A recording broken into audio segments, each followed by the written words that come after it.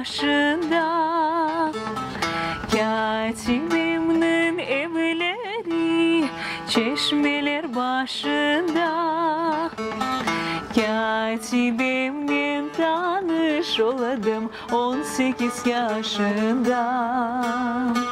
Katibimle tanış oladım 18 yaşında. С самого раннего детства у меня была тяга к музыке.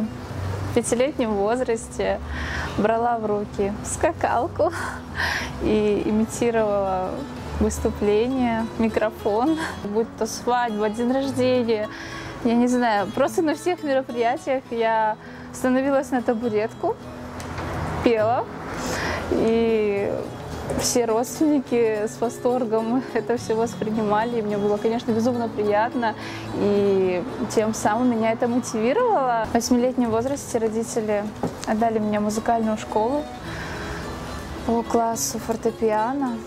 Мне безумно понравился этот инструмент, я его безумно полюбила. И в 10-летнем возрасте Джанкойского района каждую неделю я отправлялась на уроки вокала в Симферополь. Рано утром, в 5 утра, а с Азовского до Симферополя, можно сказать, один или два рейса в день. И когда у меня было занятие в 11, я вставала каждую неделю в 5 утра, собиралась, еще у меня была огромная сумка, инструмент. Это было нелегкое время для нас, но отец сделал все для того, чтобы я развивалась именно в этом направлении. За это я преклоняюсь перед ними. Затем начались конкурсы. Начиналось, конечно, не с первых мест, не с гран-при. Начиналось все с 3-го, потом 2-е. Затем к каждому последующему конкурсу я подготавливалась более серьезно, и пошли первые места. Хочу отметить конкурс «Татлысес». Можно сказать, с него все и началось. То есть мое творчество, моя небольшая такая карьера. Выступила я на большой сцене с песней «Дахдан Эндабурхузу» и с ней же победила. То есть это было таким толчком.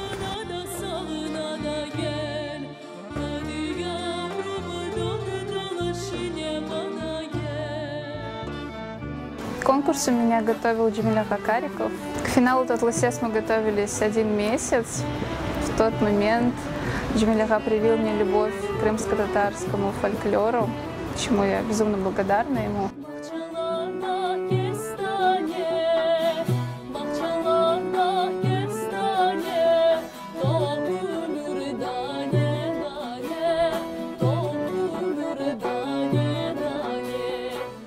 С того времени мы начали с ним заниматься. Занимались мы, можно сказать, с 10 лет. И он же обучил меня инструменту бахлама. Бахлама – это старинный крымско-татарский инструмент.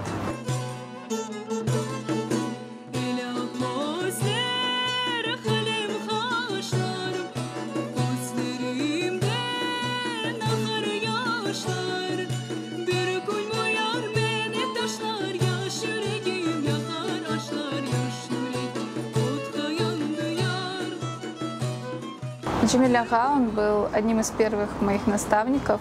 С ним мы посетили различные фестивали. После конкурса «Татлысес» были более масштабные конкурсы, такие как «Турк Дуньясы». Он проходил в Турции, в Стамбуле, среди 24 стран. Так уж вышло, что Крым занял 1-е место.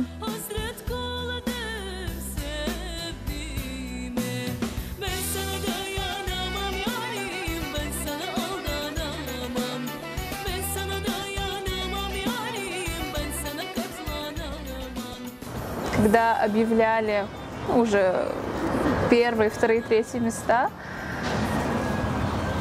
и называют 1-е место Крым, и у меня просто мурашки по коже. Я не ожидала, что я, Риана с Крыма, обычная Риана с Азовска, могу занять 1-е место в Турции среди 24 стран. Это просто шок, слезы.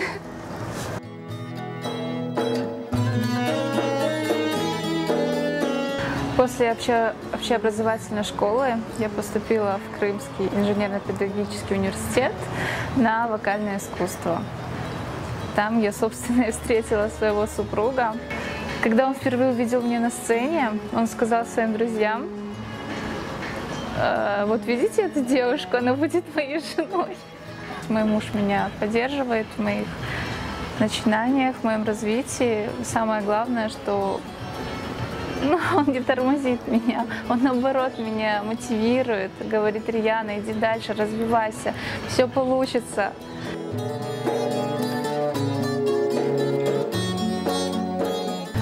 В моем творчестве преобладает в основном крымско-татарский фольклор, либо, если это современные песни, но они принципиально также на крымско-татарском языке. Есть песни на других языках, но их очень мало. Я считаю себя причастной к сохранению языка, культуры, ведь они живут в песнях, и важно передавать это из поколения в поколение.